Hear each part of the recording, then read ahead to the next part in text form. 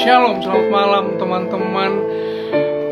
Apa kabarnya? Jumpa lagi bersama saya di sini Charles Simurangkir di live saya, live Instagram from home. Saya juga mengucapkan selamat Idul Fitri, selamat merayakan hari kemenangan bagi teman-teman sekalian yang merayakan. Biarpun di tengah kondisi yang seperti sekarang ini, saya berharap tidak mengurangi rasa kebersamaannya, tidak mengurangi rasa kehangatan yang ada di saat hari raya. Jadi sekali lagi saya ucapkan teman-teman selamat Hari Raya Idul Fitri. Jadi di tengah malam takbiran ini saya akan live bersama teman saya. Dia seorang dokter, namanya Dr. Enrico Hervianto. Nanti sebentar lagi kita akan bergabung bersama dia. Saya akan info kalau kita sudah live dan menunggu dia untuk join di live saya. Oke, yang dia maksud sudah bergabung, saya langsung saja ya. Oke, kita mulai, let's get started teman-teman. Saya akan invite Dr. Enrico untuk saya malam ini.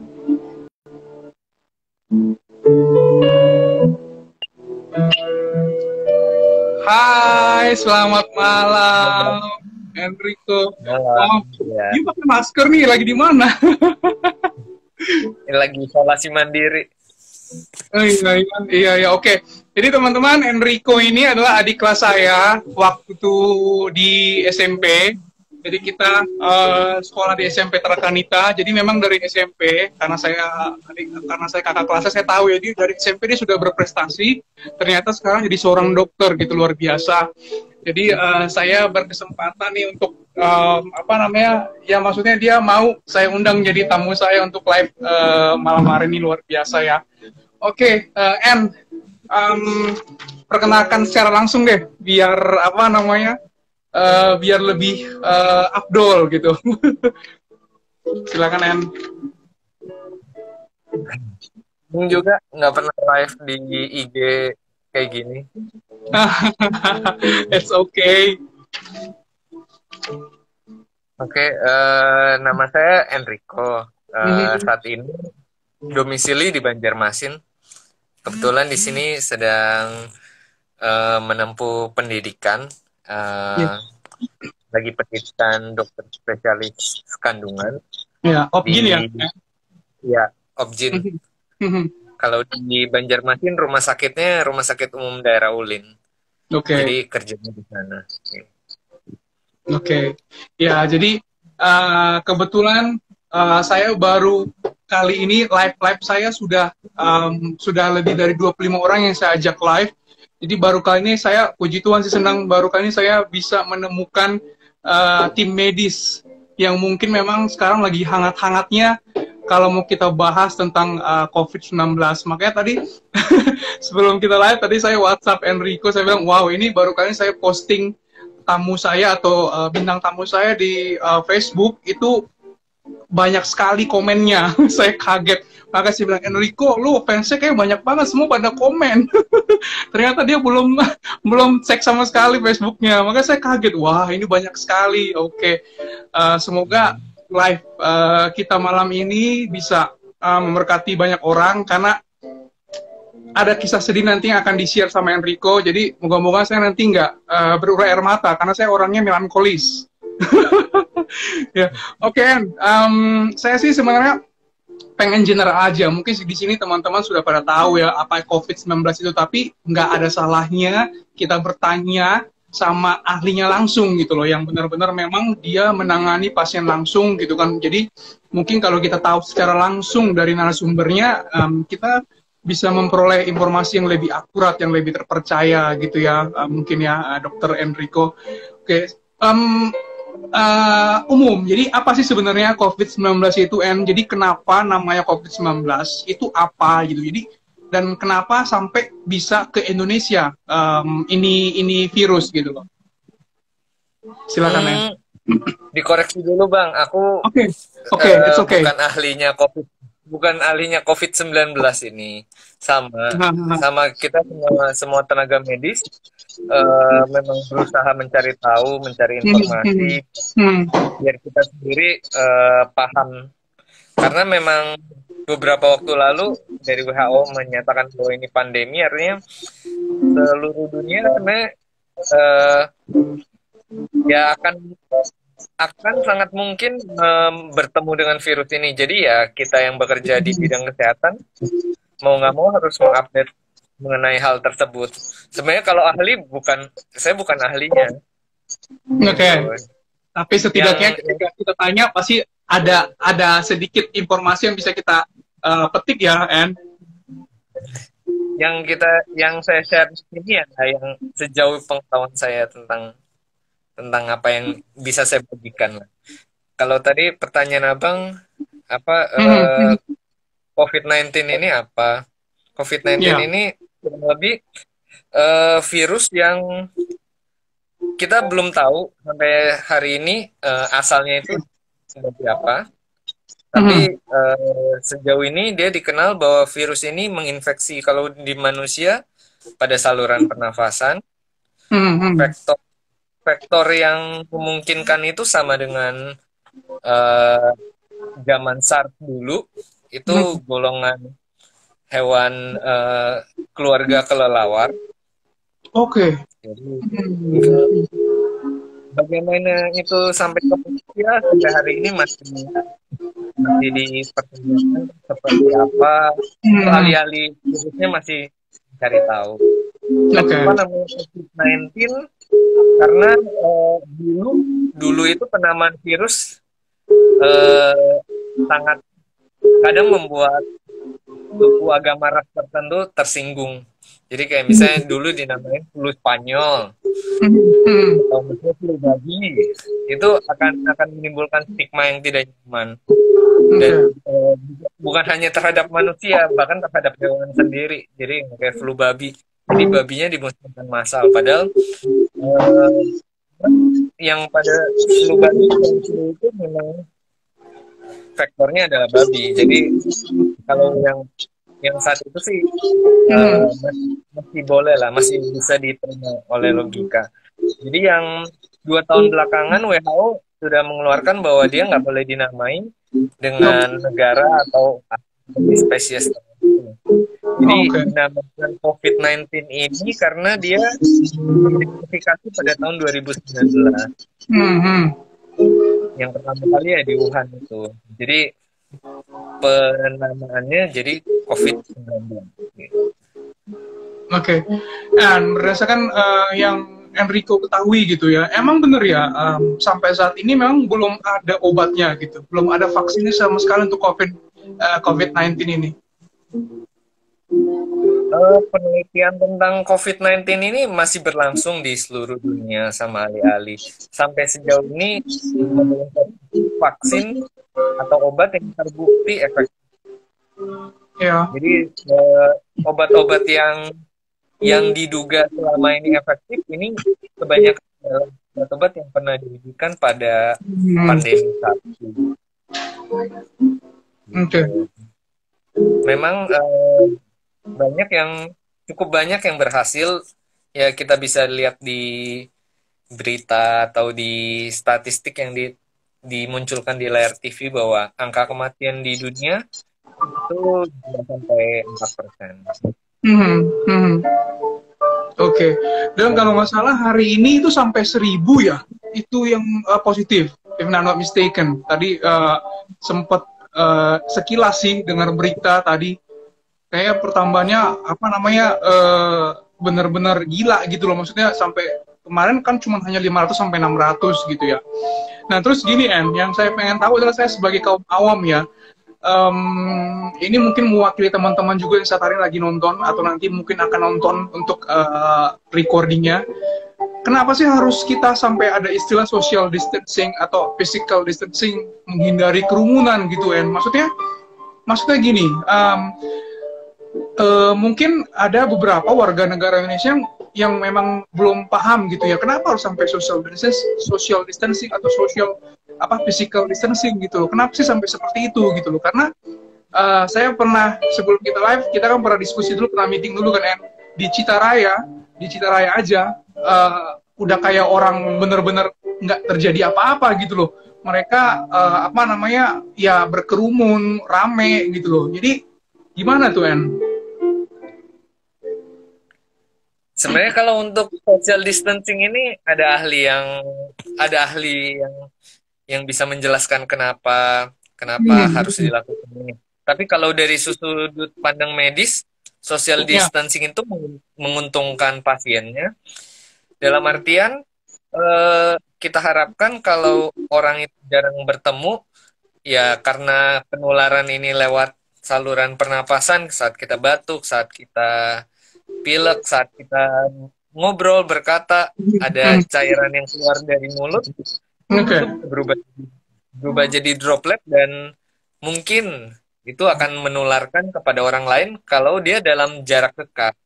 Dengan adanya social distancing ini 2 meter, atau bahkan kita harapkan sama sekali orang berjalanan tidak ada kontak. Ya, Belakangan populer yang kita bilang video conference dan lain-lain, yaitu untuk mencegah kontak. Kita harapkan kumannya ya tidak berpindah ke orang lain. oke. Kita harapkan angka yang anggap apa laju pertambahan pasiennya nggak banyak, dan akhirnya itu menguntungkan kami yang bekerja di benteng terakhir sebagai dokter. Kasusnya nggak banyak gitu, kasusnya berkurang, artinya yang sakit tidak terlalu banyak, jadi ada kesempatan dokternya fokus untuk menyembuhkan yang sudah memang sudah terdiagnosis gitu. Oke. By the way, kita sapa dulu nih, ada Anton nih, teman-teman sekelas waktu SMP, kakak kelas dulu juga, En. Anton inget gak? Anton, yang pendek. Sorry ya, Ton. Tapi sekarang udah tinggi kok, dia udah tinggi.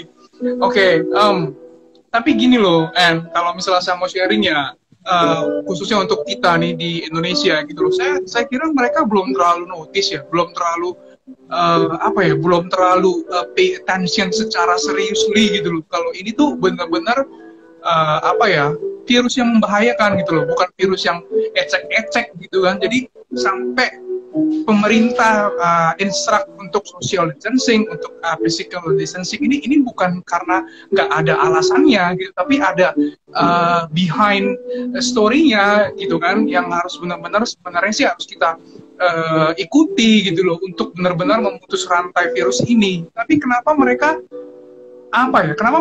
ya maksudnya seperti kayak ignorance gitu loh, sama sekali ya bodoh amat lah gitu.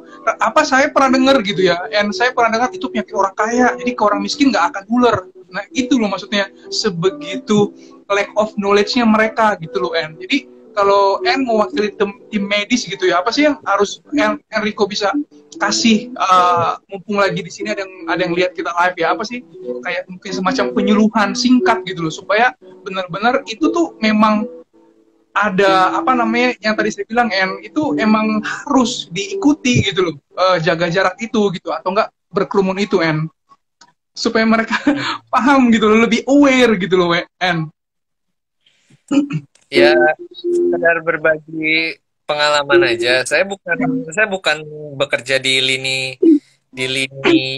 terdepan, maksudnya dalam artian dokter bagian gawat darurat yang memang tiap hari bertemu langsung dengan seluruh pasien, terutama COVID yang belakangan memang banyak yang datang dengan keluhan ya batuk, pilek, demam dan lain-lain. Saya sendiri banyak bekerja di kamar bersalin, artinya yang saya temui adalah ibu-ibu yang lagi hamil, mau melahirkan, atau misalnya ada keluhan dengan kehamilannya. Nah, waktu awal pandemi, waktu hal ini heboh di China, Indonesia waktu itu masih belum heboh. Kita ya juga menganggap bahwa memang orang yang dari wet contact dengan orang-orang yang berasal dari negara yang memang sudah banyak kasusnya, sudah red zone, itu kita baru waspada. Ya. Tapi sudah hampir 2 minggu belakangan eh, di tempat saya sendiri di Banjarmasin sini kita sudah transmisi lokal, bahkan sudah red zone. Artinya orang-orang yang kita temui di hadapan kita tidak bergejala pun mungkin dia sudah membawa sebagai carrier, atau memang dia sudah terinfeksi virus tapi belum menimbulkan gejala. Belum menimbulkan gejala. Ya, ini walaupun kayak hari ini saya lagi isolasi mandiri karena habis tugas, kita tetap update sama teman-teman kita yang jaga. Nah, ini saya barusan dikasih tahu ada pasien yang datang tidak tanpa ada keluhan batuk pilek atau demam. Karena kami masuk ke red zone, tetap kami periksa rapid. Artinya kami screening. Ternyata menunjukkan hasilnya ternyata positif. Oh my God. Jadi artinya ya semua orang waspada, bukan hanya tim medis, artinya orang-orang yang kita sebagai orang yang berada di red zone, misalnya Jakarta, Banjarmasin atau daerah lainnya, saya juga bukan mengikuti benar semua daerah mana aja yang sudah masuk. Artinya ya memang harus mengupdate diri sendiri ke pemerintah di daerahnya bahwa seberapa banyak kasusnya, seberapa banyak yang sudah terinfeksi. Ya, itu harus meningkatkan kewaspadaan kita masing-masing. Kalau sebagai tenaga medis kita ya memakai APD lengkap. Tapi kalau misalnya orang awam, yang jelas taati PSBB. Kalau misalnya di daerah tersebut menjalankan PSBB, paling tidak social distancing bisa from home. Kalau misalnya dari kantor atau perusahaannya mengizinkan, gitu kan? Intinya kurangi kegiatan yang tidak perlu. Kalau misalnya dulu dan itu ada bahayanya, kenapa harus dilakukan, gitu kan? Yang ketiga, terpaksa sekali harus keluar kemanapun pakai masker. Yes. Gitu. Iya. Iya. Jadi teman-teman, maksudnya ini ya, kita lihat kesaksian langsungnya di sini Enrico ya, dia menangani ataupun mendengar kisah sesama rekan gitu ya, yang nggak ada gejala pun, yang seperti ditunjukkan ada indikator untuk dia terinfeksi oleh COVID, nggak ada gejala sama sekali, ternyata positif gitu loh teman-teman. Jadi ini yang benar-benar kita khawatirkan. Jadi saya berharap teman-teman di sini jadi lebih aware, jadi lebih antisipatif ya. Bukan berarti kita di sini untuk menakut-nakuti ya, tapi this is real gitu loh.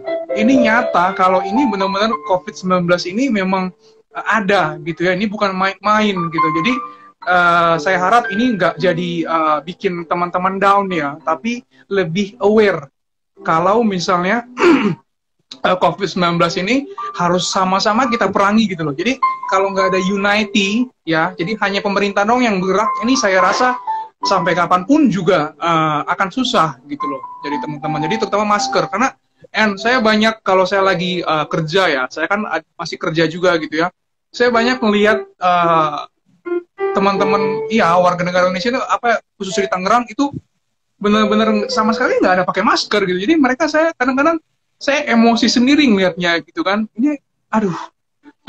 Makanya saya kadang-kadang waduh gimana gitu kan, padahal this is a serious thing gitu yang harus benar-benar kita benahi sama-sama gitu. Jadi nggak hanya kita mengandalkan pemerintah. Nah, tadi saya mau tanya, berarti baru hari ini itu dia positif tanpa gejala sama sekali. Enrico. Aduh, koneksi. Enrico, bisa dengar saya? Enrico. Halo, sorry, Iya, sorry. Apa namanya? koneksi. Sinyal. Oke, Iya, koneksi. semoga lancar, semoga lancar. Iya, jadi tadi benar-benar itu baru hari ini ketahuan tanpa gejala dan dia positif COVID-19. Jadi memang memang kalau kan tenaga medis di Indonesia kita juga saling mengupdate dari yang tenaga medis di sini kita juga punya Hmm. kontak sama Jakarta memang sudah Ya, berjuang lebih dulu ya untuk screening itu memang kita wajibkan karena ada yang namanya OTG. OTG itu orang tanpa gejala artinya dia terinfeksi cukup kuat badannya dia tidak menimbulkan gejala tapi kuman itu ada. oke. Jadi kan yang kita tahu COVID-19 gejalanya itu adalah pilek, batuk, demam tinggi. Ada beberapa orang yang karena daya tahannya cukup baik, dia Oke. memang tidak demam, mungkin dia hanya pilek-pilek ringan, tapi kumannya Ya, ada di ya. sana. Artinya dia Oke. bisa menjadi carrier, memungkinkan bahwa kuman itu ketika dia bersin kecil di depan orang atau di ruangan tertentu, misalnya dia datang ke pasar kah, atau dia datang ke kelas, atau datang ke restoran, atau apa, Ya, ya. ketika dia bersin kecil, kumannya itu tuh tersebar. Makanya Oke. disarankan, kalau memang kita perlu keluar, ya pakai masker. Artinya itu Ya, melindungi kita sendiri, juga melindungi orang lain. Kalau oke. kita Kalau misalnya seperti kami tenaga medis, kami di screening rutin.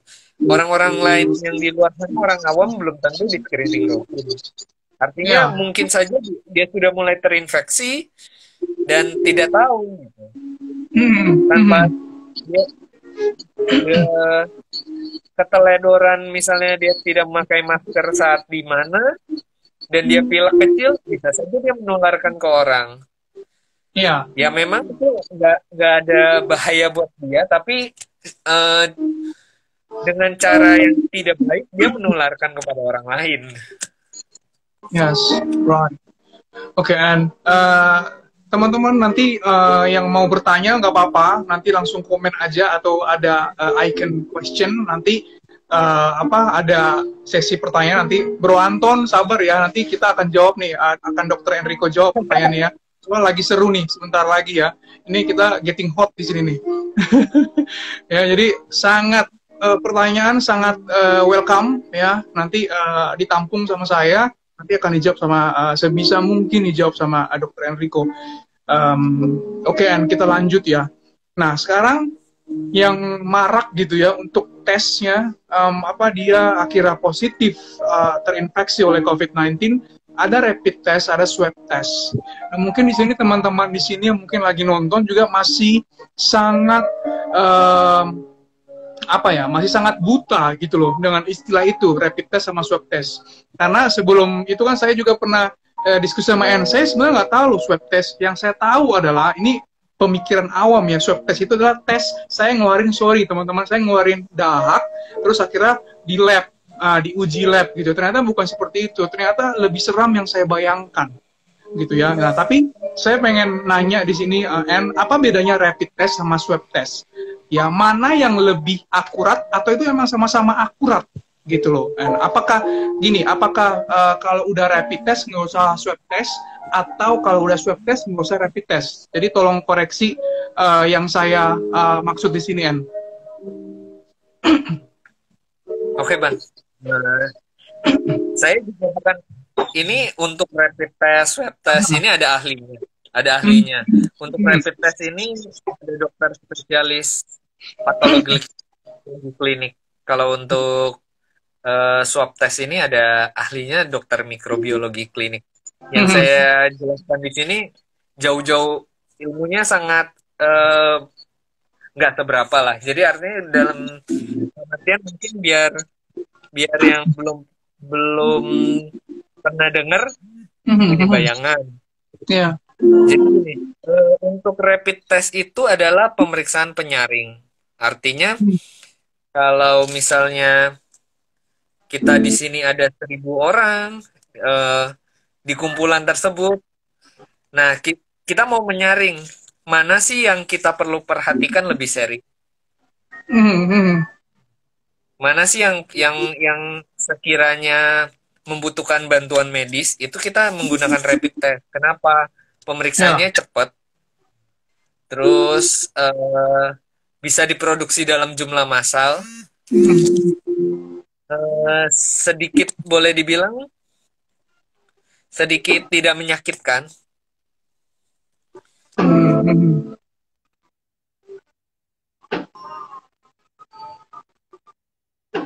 Boleh muter-muter teman-teman. Enrico.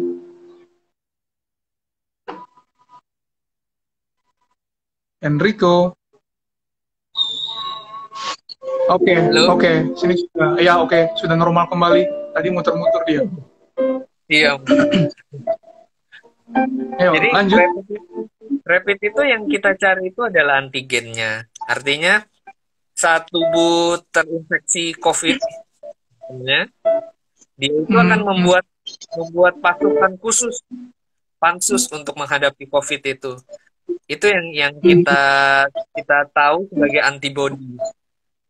Nah, antibody itu yang dikenali pada rapid test. Artinya rapid test itu mudah karena kita ambil darah, cari antibodinya, itu ya, kita kenali lewat persenyawaan untuk menimbulkan 1 garis atau 2 garis seperti itu. Nah, kelemahannya itu adalah antibodi itu dibuat setelah kurang lebih ya 10 hari, hampir 2 minggu setelah pertama kali masuk. Tapi itu memudahkan kita untuk men-screening. Artinya kita punya kumpulan orang banyak, kita rapid, bisa kita ambil dulu darahnya 1.000, nanti baru dibawa ke lab sekalian dikerjakan. Cepat kerjanya. Oke. Tapi kalau ditanya apakah hal tersebut bisa memastikan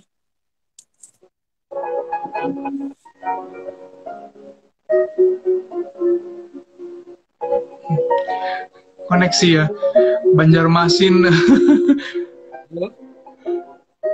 Halo Banjar, oke, lanjut N. Kalau ditanya hal tersebut apakah bisa memastikan bahwa pasien itu terinfeksi COVID-19, nggak bisa. Jadi dia bukan tidak akurat, tapi tidak bisa digunakan untuk memastikan. Oke.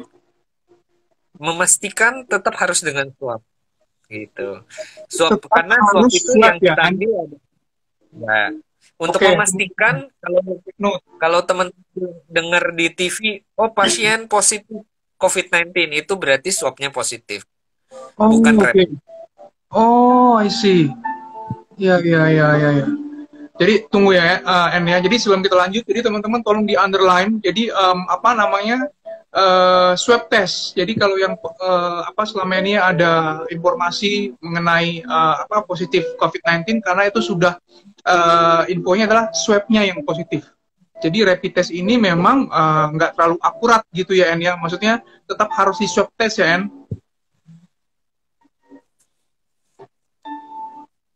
Oke. Enrico, swab test. Jadi mungkin masih banyak orang saya. Iya, N bisa dengar saya jelas? Iya. Jadi banyak banget di luar sana yang memang awam ya. Mungkin juga yang lebih ignorance gitu. Saya nggak ngerti apa karena takut atau gimana. Jadi tolong jelaskan secara detail gitu, En. Swab test itu gimana, En? Memang benarkah dimasukkan semacam cotton bud ke hidung, lalu akhirnya diambil sampel cairan, baru akhirnya bisa ketahuan dia positif dari swabnya. Gimana, Enrico? Jadi tujuan swab test itu adalah menemukan virusnya. Dia perlu cairan yang mengandung virus, umumnya itu ya cairan di rongga hidung atau belakang tenggorokan. Nah, itu bisa diakses oleh ahli yang mengerjakan juga ahli THT. Oke, nggak bisa sembarang ya. Jadi, dokter umum pun nggak bisa ya, Harus spesialis THT ya? Saya nggak Oke, bisa. Kalau kalau paham. pasien yang saya curigai atau misalnya hasil rapid positifnya dan butuh swab, saya refer, saya konsulkan ke ahlinya. Mhm, mhm. Artinya ada ahlinya yang mengerjakan itu. Nah, Oke. bentuk kurang lebih gambarannya seperti cotton bud. Kalau cotton bud kita buat telinga, dia dimasukkan ke dalam hidung. Hmm. Model cotton budnya agak panjang, ujungnya agak Hmm. besar, supaya dia Hmm. bisa menjangkau bagian dalam tenggorokan. Oke. Kurang lebih 15 cm lah masuk ke dalam. Oke. Nah, yang saya informasi dapat dari Enrico waktu itu kan ya, sempat maksudnya ada juga sampai harus bius lokal, sampai harus sebegitunya kah, Enrico? Itu tergantung dari respon pasiennya. Oke. Eh, Secara protokol dia tidak boleh diberikan apa-apa karena itu akan kemungkinan mungkin dapat mengganggu hasil. Hmm, Karena hmm, bahan-bahan pencampur misalnya kayak yang ada di dalam bius lokal bisa saja itu mengandung kandungan alkohol atau ether yang hmm. bisa merusak virusnya. Akibatnya Oke. yang tadinya harusnya positif malah malah jadi tersamar, jadi negatif. Oke. Akibatnya salah informasi. Oke. Oke. And next question masih di swab test ya. Jadi saya pernah lihat live kesaksian seorang penyanyi rohani ya. Nah, dia sempat ikut swab test, and then yang saya apa namanya pertanyakan, why di swab test it's so expensive? Kenapa semahal itu gitu loh, An? Jadi ini saya kenapa bilang gitu karena dia kesaksian dia kasih info di rumah sakit swasta di Tangerang, dia swab test itu lebih dari 2 juta gitu. I mean itu kan hanya yang tadi kamu bilang hanya kemungkinan it looks like cotton bud, tapi kenapa semahal itu gitu loh, En? Nah, maksud saya uh, koneksi ya, Enrico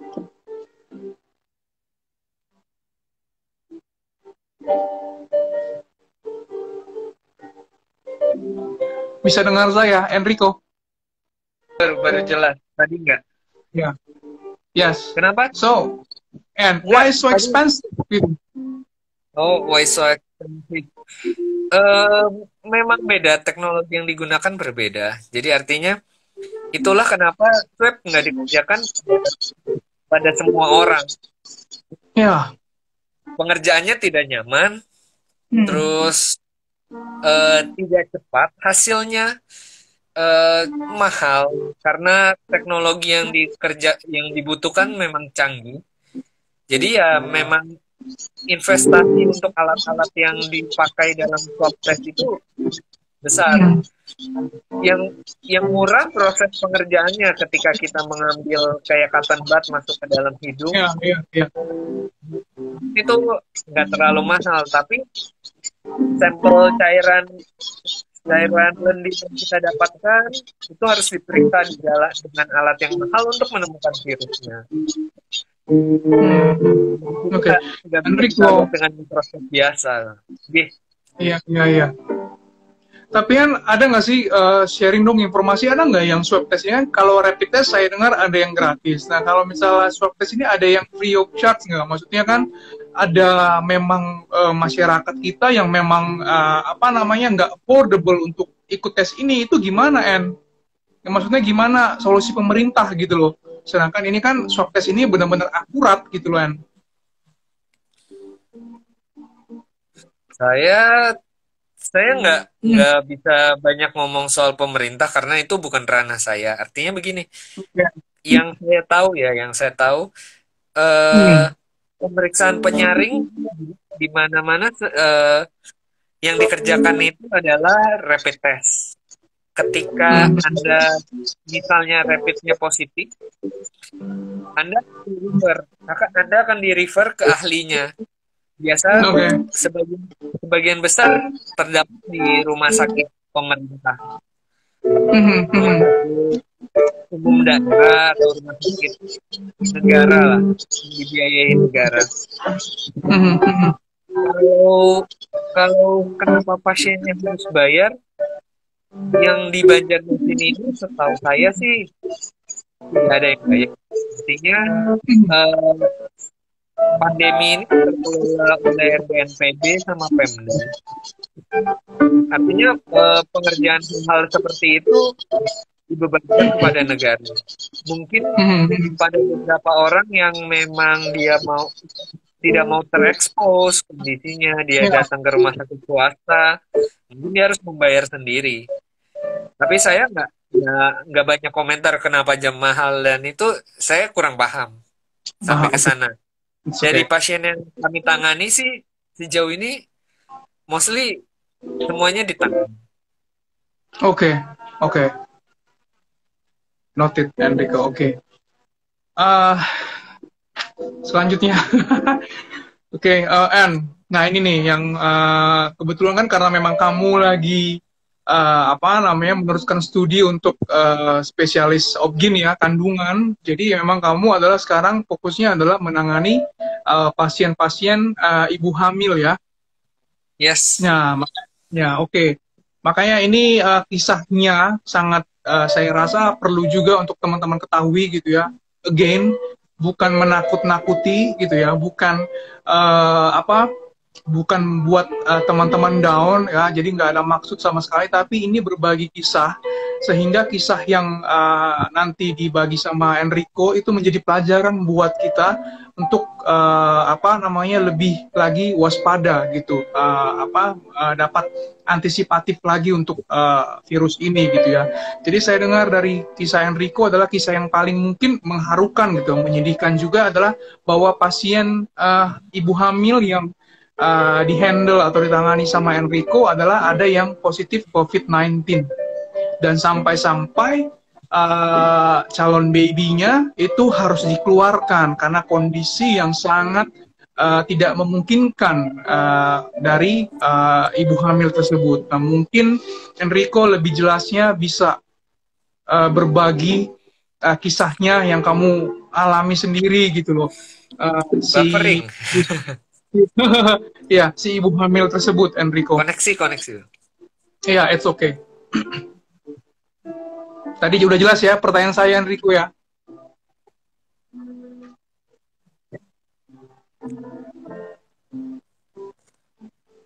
Koneksinya putus-putus kan? Jelas. Sayangnya, dari sayanya putus-putus. Enggak, jelas nggak? Jelas, Enrico jelas. Di sini saya masih jelas. Jadi tolong ceritakan secara singkat ya dari ibu hamil ini. Mungkin kan dia meriksa kandungan ke kamu, akhirnya sampai dia positif COVID-19, sampai itu baby harus dikeluarkan. Coba En, ceritain dong. Apa ya? Kami yang bekerja di bagian kandungan sih nggak berharap banyak ketemu kasus dilema seperti ini. Artinya ya sangat tidak nyaman untuk membuat keputusan terhadap pasien-pasien seperti itu. Kalau pasien kemarin itu dia datang ke sejawat kami, ke dokter paru. Awalnya bukan pasien kandungan. Kebetulan beliau lagi hamil. Artinya jadi pasien datang, tujuan utamanya penyakitnya paru. Artinya datang memang sesak. Untuk sesak sekalipun bukan disebabkan oleh COVID-19, tetap prioritas terkandungan adalah ibunya. Bukan dalam artian kita tidak pro ke bayi, kita harus menimbang di antara dua pilihan yang terburuk. Kita mencoba sebisa mungkin untuk membuat kondisinya nyaman buat keduanya. Artinya dalam kondisi ibunya sesak, tentu kita harus berpikir apakah kehamilannya sendiri itu bukan salah untuk ibunya. Kebetulan yang datang ke kami kemarin kehamilannya sudah di atas 28 minggu. Dia datang 20. 31, ya, udah 32 minggu, itu 7-8 bulan, belum cukup umur karena Ya, prematur, ya, karena normalnya kan 40 minggu. ya. Karena pilihan pada saat itu. Uh, Kami harus menyelamatkan ibunya, hmm, terpaksa bayinya harus kami lahirkan. oke. Jadi ini benar-benar it's the fact story ya teman-teman. Terus Enrico, I'm wondering how's the baby now? The baby didn't survive, Hmm. Ah, just didn't survive, just passed away. seriously? Oh my, aduh gue nggak perkataan soalnya pas kemarin kita brainstorming kan kayak Enrico bilang still survive gitu. Yes, but bayinya lahir 1.300 1.400 gram, itu sangat jauh dari optimal. Umumnya kita bayi di atas 2 kilo ini bisa survive. Di bawah itu, apalagi dengan ibunya pernah ada pemberat, misalnya COVID-19, sesak nafas, kondisinya nggak terlalu baik. Memang waktu abang telepon kemarin, bayinya masih hidup, tapi kemarin pagi bayinya meninggal. Wah, it, it brought me to tears loh. Aduh, my God. Benar-benar maksudnya ngebayangin gitu kan. Jadi karena si virus sialan ini gitu. Jadi akhirnya oh my God. Maksudnya tapi yang saya pengen tahu gitu Enrico. Jadi kan si ibu hamil ini akhirnya babynya dikeluarin. Enggak, si bayinya ini memang terkena juga COVID-19 ini, makanya dia nggak survive. Atau karena prematurnya dia nggak survive? Mungkin kalian menjawab pertanyaan Bang Anton. Jadi bisa nggak nular ke janin? Ya, ya. Sejauh ini kasus-kasus yang kita punya dan kasus yang sudah di negara yang sudah berhasil mengatasi seperti China, Korea Selatan, itu penularan ibu ke janin dalam kehamilan tidak ada. Oke. Pernah ditemukan, dia ditemukan positif justru setelah pulang. Artinya penularan sudah terjadi saat kandungan. Kemungkinan bayi kemarin meninggal murni karena prematur ini. Oke. Terus kondisi si ibunya sekarang gimana ya? Terus sudah tahu kalau babynya akhirnya pass away. Ibunya terakhir info yang saya dapat masih di ICU, dirawat anestesi, masih dalam alat bantu nafas. Getting better or worse, you never know. Dalam kondisi seperti ini nggak bisa banyak cerita soal ventilator. Oh, ventilator. Oke. Apa bedanya Enrico ventilator sama respirator?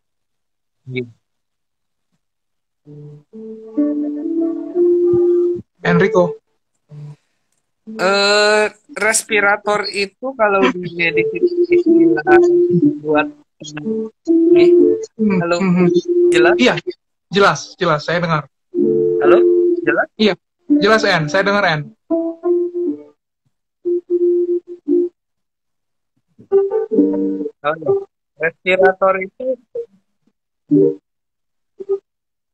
Respirator kalau di medis kita pakai untuk alat bantu nafas secara umum.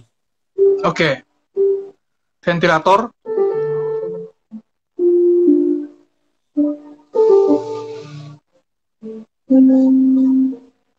Koneksi ya teman-teman, mohon maklum, mungkin di Banjarmasin agak. Enrico, lanjut. Halo. Ya, lanjut Enrico.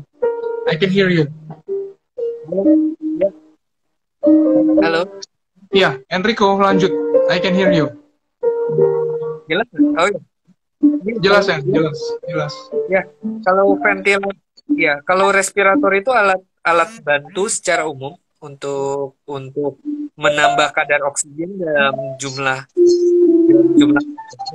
bisa yang pakai selang, bisa yang pakai sungkup, bisa yang dipompa atau yang apa, itu pengertian umum dari respirator.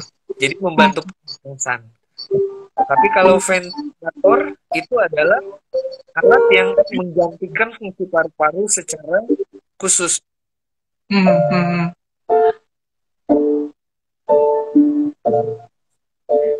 Oke, Enrico. Ya. Jelas ya? Halo? Bisa dengar saya? Ya, oke. En, yang tadi ibu hamil yang positif COVID-19, bisa dengar saya En, jelas? Sorry ya teman-teman, koneksi ya. Enrico, bisa dengar saya? Jelas? En? Ya. Jelas kan? Oke, En. Jadi ya, saya tadi sempat cerita juga sama istri, saya bilang itu babynya selamat gitu. Saya bilang memang dikeluarkan sebelum waktunya, jadi prematur. Tapi and then tadi kamu langsung baru bilang ya dia nggak bisa tertolong, baru pass away. Ya Tuhan berkehendak lain. Sorry, laki-laki atau perempuan babynya En? Yang kemarin perempuan. Perempuan ya. Oke. Hanya untuk informasi aja, saat ini kalau untuk yang ibu hamil untuk positif COVID-19 ada berapa yang Enrico tangani atau temui, atau hanya memang beliau doang? Sampai hari ini kita punya 7 kasus. Seriously, untuk ibu hamil? Sama kasus barusan 8 berarti. Untuk yang hasil swabnya ada yang sudah terkonfirmasi, ada yang belum. Oke, jadi ini saya let me repeat. Jadi 8 untuk di RSUD Ulin, 8 ibu hamil yang terinfeksi COVID-19. Ya. Oke, tadi di samping tadi si ibu hamil itu yang akhirnya terpaksa baby harus dikeluarkan sebelum waktunya, yang sisanya itu the rest of those women itu gimana kisahnya? Ada yang harus memang dikeluarkan juga atau gimana gitu kan? Kondisi mereka kini? Sebagian besar kasus yang kita dapatkan itu adalah kasus dengan screening positif. Artinya karena kami di Banjarmasin, Kalimantan Selatan ini zona merah, maka semua pasien kami periksakan. Okay. Semua pasien kami rapid. Tanpa gejala atau dengan gejala kami rapid supaya kami punya gambaran pasien ini punya potensi nggak, perlu nggak dilakukan tindak lanjut untuk pemeriksaan misalnya swab atau yang lainnya. Ya, jadi kasus yang sisanya sebagian besar adalah kasus tanpa gejala. Dia datang untuk urusan kehamilannya, ada yang karena mual muntah, ada yang memang sudah ada tanda-tanda mau melahirkan, ada yang ada keluhan lainnya, perdarahan, yang maksudnya tidak ada hubungannya dengan COVID-19, tapi ketika screening kami dapatkan ya cukup tidak diharapkan, hasilnya positif untuk rapidnya. Beberapa swabnya sedang kami kerjakan. Yeah, I'm really sorry to hear that. Jadi, aduh, saya sih makanya, aduh, ampun deh, makanya teman-teman ya, again gitu, saya bilang this is a serious thing gitu loh. Ini kita nggak bisa underestimate, nggak bisa anggap ini sesuatu yang remeh gitu ya, karena untuk di Banjarmasin aja, di rumah sakit tempat di mana Enrico praktek itu sekitar 7 sampai 8 ibu hamil untuk COVID-19. Gitu ya. Jadi teman-teman please gitu ya. Jadi apa namanya, dari kita sendiri gitu. Jadi kita benar-benar jaga diri kita. Kalau kita mengasihi atau mencintai keluarga kita, benar-benar apa namanya, kita saling remind gitu ya, saling mengingatkan kalau ini benar COVID-19 ini serius gitu loh. Dia nggak main-main. Siapapun dia nggak mengenal usia gitu ya. Tapi yang saya mau tanya itu anak-anak maksudnya yang usia masih 6 sampai 5 lah, katakan 5 tahun sampai 8 tahun itu juga maksudnya bisa berpotensi ya, karena gini, saya kasih contoh di lingkungan rumah saya aja ya. Saya kan rumah saya dekat lapangan di depan, tapi masih anak-anak berkeliaran untuk main gitu kan. Itu menurut pandangan Enrico gimana? Itu masih ada apa maksudnya ada resiko nggak untuk membawa virus itu gitu, En? Can you explain a little bit? Ya, kalau dibilang anak-anak apa namanya eh, Hmm. berpotensi nggak untuk tertular? Ya. Saya bukan dokter anak, maksudnya Hmm. tapi dari diskusi dengan sejawat kami yang menangani pasien anak, Ya, dokter ya, ya. spesialis anak, mereka bilang anak kecil sama dengan orang dewasa untuk kemungkinan tertular. Artinya, yang kita tahu si COVID-19 ini sifatnya airborne. Begitu ada orang yang Sifatnya batuk, apa? Sifatnya apa, misalkan En? Sifatnya apa, En? airborne, Which is airborne, artinya lebih maksudnya. menular Oke. menular lewat udara. Oke. Artinya, kalau ada orang yang sudah terinfeksi virus, batuk, batuk yang ada kumannya, si aerosol-aerosol kayak semprotan baygon yang terbawa. Nah, itu semprotan batuknya mengandung kuman, itu bisa hinggap di siapa aja. Nggak mandang itu anak kecil, orang tua, atau orang dewasa. Tapi sejawat-sejawat anak bilang, untuk anak kecil fatal case-nya rendah. Artinya Oke. kemungkinan sampai berat dan meninggal itu rendah. Oke. Artinya secara cara yang kita belum tahu, anak-anak untuk bertahan terhadap virus ini cukup baik. Dia terinfeksi tapi dia tidak menyebabkan sampai kondisinya parah. Oke. Understood. Oke. Oke, En. Untuk apa namanya COVID-19 terus pasien dan sebagainya, saya rasa pertanyaan saya cukup. Ya, teman-teman, kita sudah hampir di penghujung acara karena di Instagram itu it's only 1 hour. Jadi ketika sudah lebih Oke. dari 1 hour itu akan automatically dia apa namanya disconnect. Jadi banyak ternyata teman-teman yang waktu saya ajak live nggak tahu, nggak aware akan itu. Tapi waktu kita mungkin sekitar 10 sampai 15 menit. Oke, and pasti Enrico juga tahu sekarang lagi rame-ramenya tagar, ya teman-teman, tagar di sosial media manapun gitu ya, Indonesia terserah. Ya, sekali lagi saya mention tagar Indonesia terserah. Itu mungkin mostly hampir ada atau diposting sama teman-teman yang memang bekerja di garda depan ya, teman-teman tim medis gitu ya. Nah, mumpung Enrico sedang live bersama saya sekarang saat ini ya, teman-teman juga lagi nonton kita live gitu ya. Apa sih makna di balik itu, tagar itu, En? Jadi mungkin saya sangat mengharapkan Enrico di sini sebagai as a representative tim medis gitu ya. Gak usah terlalu kaku atau apa, pokoknya Indonesia terserah, tagar Indonesia terserah gitu ya.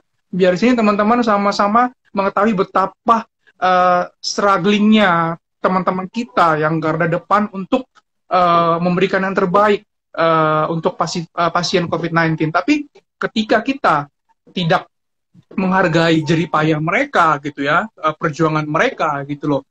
Dan saya lihat sedihnya saya adalah netizen-netizen pada komentarnya negatif semua gitu kan, nggak berusaha untuk yang lebih menguatkan kalian gitu loh, sebagai tim medis gitu kan. Jadi mumpung N lagi live di sini, sampaikan dong N apa ya, perwakilan suara hati teman-teman medis gitu untuk tagar Indonesia terserah gitu tersebut, En, silakan.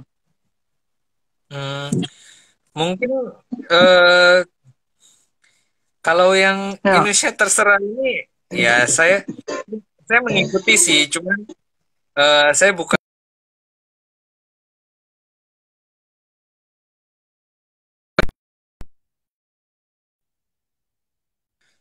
mungkin Enrico bisa ulang tadi sempat disconnect, sempat nge-lag.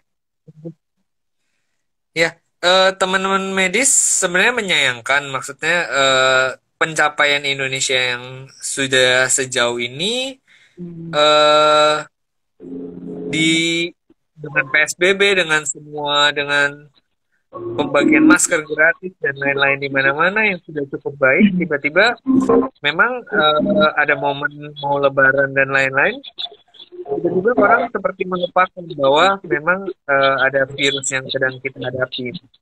Ada beberapa teman-teman yang terjadi perawatan khusus ini yang sudah merasakan bagaimana karena mereka menangani pasien-pasien, tapi mereka juga punya keluarga, mereka sayang sama keluarganya, mereka nggak mau menularkan keluarganya, mereka nggak pulang ke rumah. Ada yang sebulan, ada yang seminggu, ada yang udah 2 bulan, bahkan ada yang sudah sampai terinfeksi juga oleh virus. Tiba-tiba perjuangan yang sudah begitu jauh uh, tidak diingat bahwa banyak orang yang sudah berusaha untuk melawan virus ini. Ada orang-orang yang sekelompok orang yang cuek, artinya mereka dengan saya bilang sih kurang sadar diri, ceroboh, apa ya, melanggar atau tidak menaati aturan yang menguntungkan tersebut gitu. Mungkin orang-orang itu lupa bahwa tenaga medis itu bukan di garda paling depan sebenarnya. Yang di garda paling depan itu adalah kita semua orang yang ada di masyarakat, di kerumunan, yang berusaha untuk memakai masker kemana-mana, berusaha untuk mencuci tangan, berusaha untuk stop keluar rumah bila nggak ada urusan yang benar-benar perlu. Itu di lini depan. Kami tenaga medis itu sebenarnya berdiri di paling belakang ketika yang di depan itu gagal, jadi sakit, barulah datang ke kami. Di belakang saja sudah cukup lelah. Nah, ada lagi kelompok orang yang bisa kita simpulkan mungkin mereka tidak cukup pengetahuan, tidak cukup peduli. Mungkin tugasnya kita salah satunya mungkin dengan kegiatan seperti ini, dibagikan ke orang, mungkin ada orang yang melihat, jadi oh ya ternyata ada efek buruknya apa yang saya kerjakan. Mungkin secara kata-kata dia merasa asal saya tidak tertular maka nggak ada efek buruk, dia nggak berpikir secara luas. Mungkin seperti itu. Yeah. I feel you, Enrico, by the way. Ya, teman-teman mungkin yang di sini masih lihat kami live, jadi bisa Kenapa, Enrico? Lagu apa itu, Bang? Ya, untuk lebih emosional aja gitu. Jadi saya mewakili teman-teman yang live di sini juga respect sama kalian tenaga medis gitu ya. Jadi luar biasa pelayanannya, perjuangannya. Oh my god, ini 27 detik lagi. Jadi kita nggak akan continue lagi, jadi tetap semangat, Enrico. Jadi teman-teman sekali lagi again tolong bantu teman-teman medis supaya tagar Indonesia Terserah itu segera musnah, segera hilang. Kembali lagi kita care. Mereka punya keluarga, guys. Mereka punya keluarga yang menunggu gitu, yang sudah lama terpisah. Jadi tolong teman-teman dukung tenaga medis. God bless you. Thank